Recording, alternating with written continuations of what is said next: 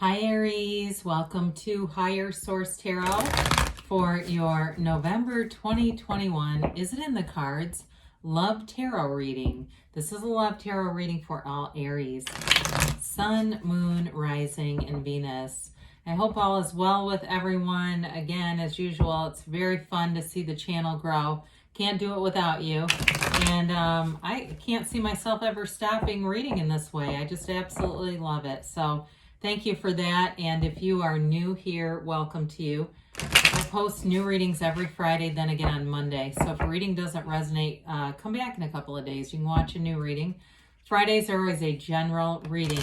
Mondays are a different style of reading every week. So there's, of course, this love reading. A couple of weeks I do a more detailed Celtic cross style reading, and then I do a pick a card reading, and sometimes other bonus readings like quarterly, and then I'll have a year reading in 2022 in December for 2022. So anyway, if you like tarot and you like the channel, I'd love to invite you to subscribe to Higher Source Tarot. All right, what advice do you have for Aries, Sun, Moon, Rising, and Venus about love? What does Aries need to know about love, please? All right. Let me just do one more. There we go. Okay, so we will begin by drawing 3 cards to represent your energy, 3 cards for the person you're attracting, 3 cards for the advice. And then we'll have an Angel Answers Oracle card reading. You're represented by the King of Cups, Strength, and the 8 of Cups. They're represented by the 3 of Cups, 2 of Pentacles, and the High Priestess. Your advice is the 7 of Wands, the interesting, well, I feel like they're telling you need to have a conversation, or there needs to be communication in some way here with all these swords. I hope you can see this okay. Let me see if that helps a little bit. There's a little bit of a glare from the lights that normally isn't here, but anyway, it's more mystical that way. Shall we go with that?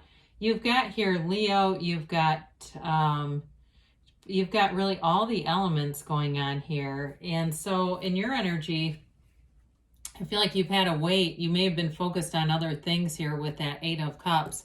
8 of Cups is deep. It's the hero's journey, and it's not settling, you know, so I don't see you at all as being out there taking anything that comes along. I feel like you're dealing with somebody who may have been kind of in and out or indecisive. I don't think they're dating anyone right now, but I do feel like there's something going on here about moving forward, and there needs to be really some open communication. But anyway, back to you. Sorry about that. The King of Cups will allow you to do that. The King of Cups allows you to be very transparent, upfront with your feelings, vulnerable, and emotionally stable. It's a very emotionally regulated kind of energy. And so, you know, with the cups, of course, it represents love and creativity and beauty, but it also represents a good life. And with the King, I mean, that's the highest of the good lives, right? So with the Strength card being here, again, you may have overcome something. If there's been a breakup, I do see somebody who wants to come back around. But again, I feel like there's something that needs to be worked through here. There's some unfinished emotional business showing up in the advice. And so whether it's you're saying, no, I don't want them back, but there may be something else that needs to happen here in terms of working through, you know, I don't know if you ever listen to Carolyn Mace, but she talks a lot, teaches a lot about archetypes, and especially that wounded healer. That one is, you know, not everybody has that, but it's very intriguing. And basically it is, you have a contract, a soul contract with somebody to give you a wound. And if that's you, it's like releasing that person is vital for you to move on. So, you know, releasing all the resentment and stuff because there's an agreement there. And so anyway, it's part of your soul's development, and it would be a good thing to research. If you hear that and you go, oh my God, I think that might be one of mine, there's maybe more work to be done, because the King of Cups also is about self-development.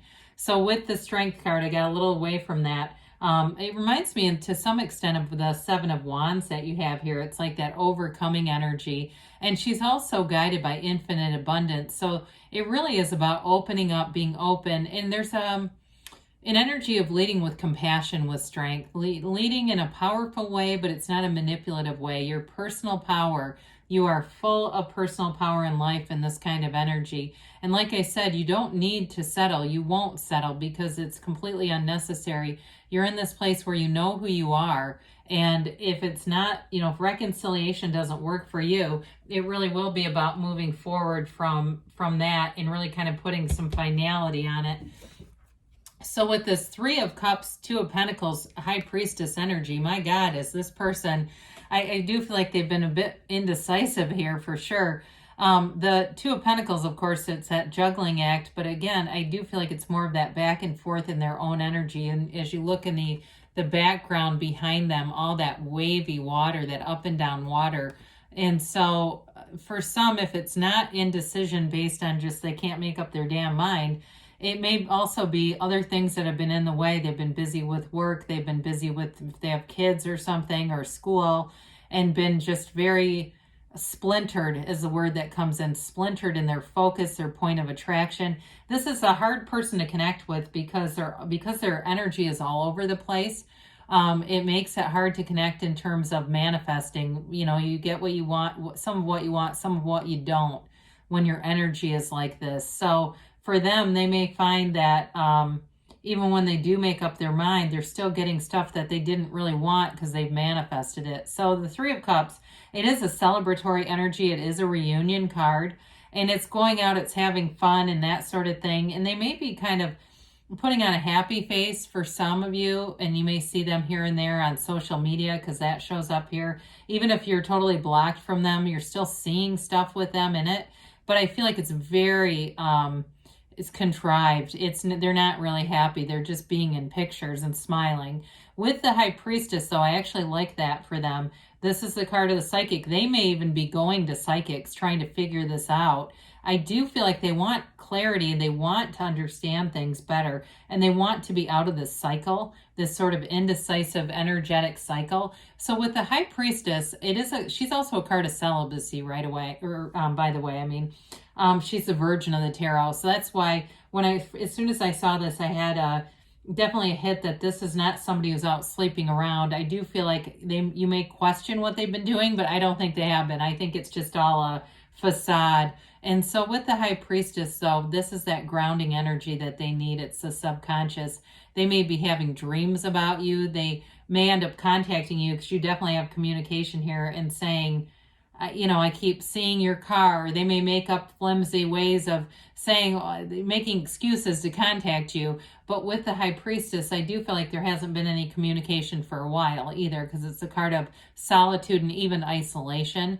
So with the High Priestess, it is high vibrational energy. So this may be what takes them from this place of very indecisive, kind of all over the place energy into something that's a lot more specific and much better regulated. So that's helpful for that energy to have that High Priestess there. So your advice here with the Two Swords, I mean, this is definitely communication. And some of you, maybe you're saying, I know this sounds crazy, but I still haven't given up on this with the Seven of Wands. Sevens are all about successful conclusions.